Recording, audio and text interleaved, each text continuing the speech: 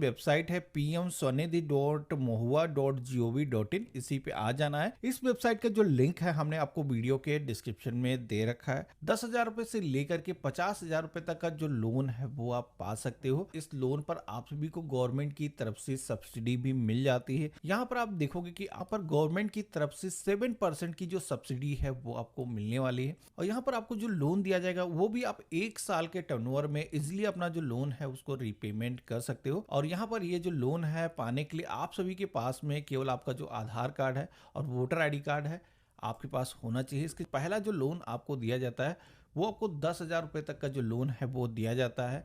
इसके बाद में आपको 20,000 रुपए का लोन मिल जाता है। टाइमली अगर आप रीपेमेंट करते हो तो उसके बाद में 50,000 रुपए का जो लोन है वो आप पा सकते हो। अगर आपके पास में LOR नंबर नहीं है जो कि स्ट्रीट वेंडर्स को नगर निकाय की तरफ से प्रोवाइड किया जाता है, तो वो अगर आपके पास मौजूद है तो आप डायरेक्टली यहाँ पर जो 10,000 रुपए का लोन अप्लाई करने का ऑप्शन दिया गया है इस पर क्लिक करोगे, यहाँ से आप अप्लाई कर पाओगे।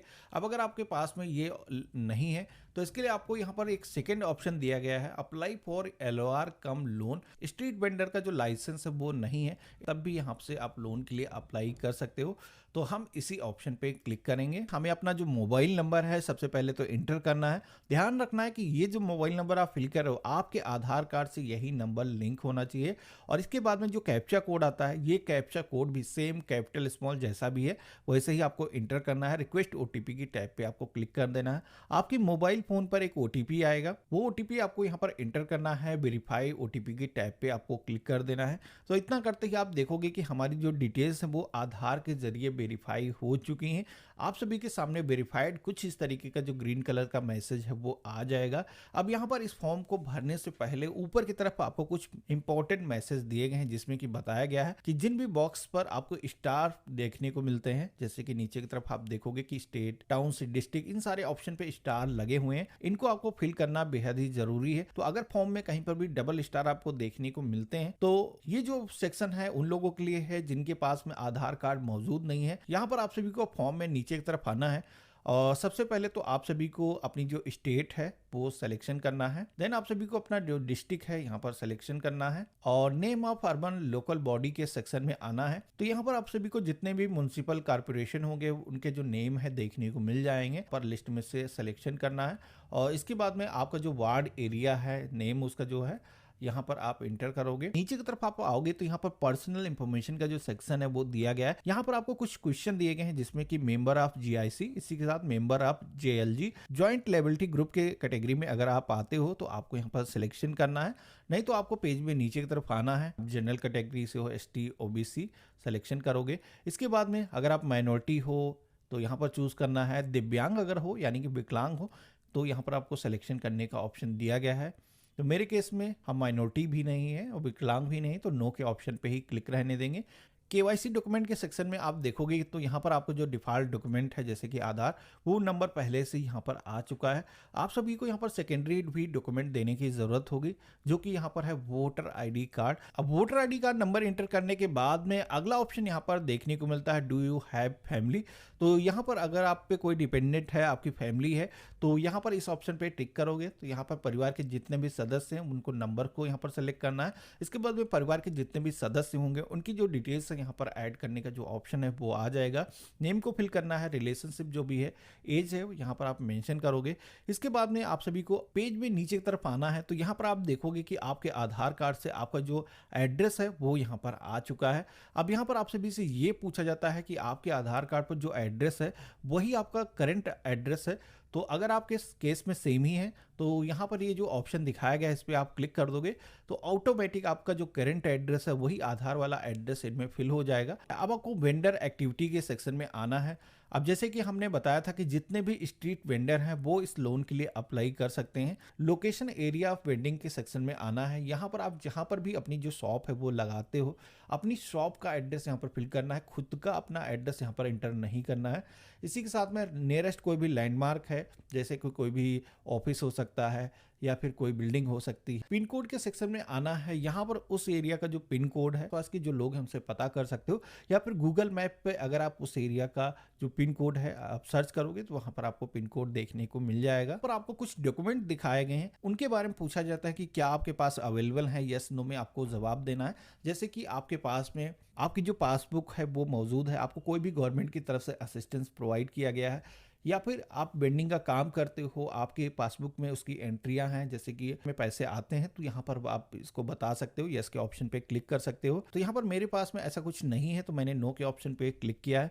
इसी के साथ में सेकंड ऑप्शन यहाँ पर देखने को मिलता है membership detail of any street vendor association. तो अगर कोई भी ऐसा एसोसिएशन है, जैसे कि बहुत सारे लोकेशन में देखा गया कि व्यापार मंडल वगैरह होते हैं, तो वहां पर वो लोग अपनी रिसिप्ट प्रोवाइड करते हैं, तो अगर उसकी जो रिसिप्ट है आपके पास मौजूद है तो यहाँ पर आप बता सकते हो। बाकी अर्बन लोकल बॉडी की तरफ से आपको कोई भी रिसिप्ट प्रोवाइड किया गया है तो वो भी आप यहाँ पर है तो बता सकते हो। तो मेरे केस में कोई भी चीजें मौजूद नहीं है, तो यहाँ पर हम नो के ऑप्शन पे ही क्लिक करेंगे।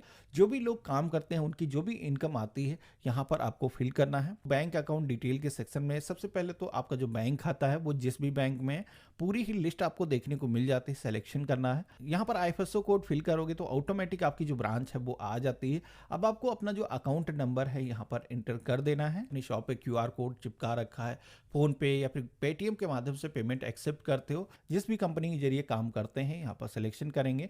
आपकी जो यूपीआई आईडी आपको प्रोवाइड की गई है या फिर वर्चुअल पेमेंट एड्रेस जो प्रोवाइड किया गया है यहाँ पर आपको इंटर करना है।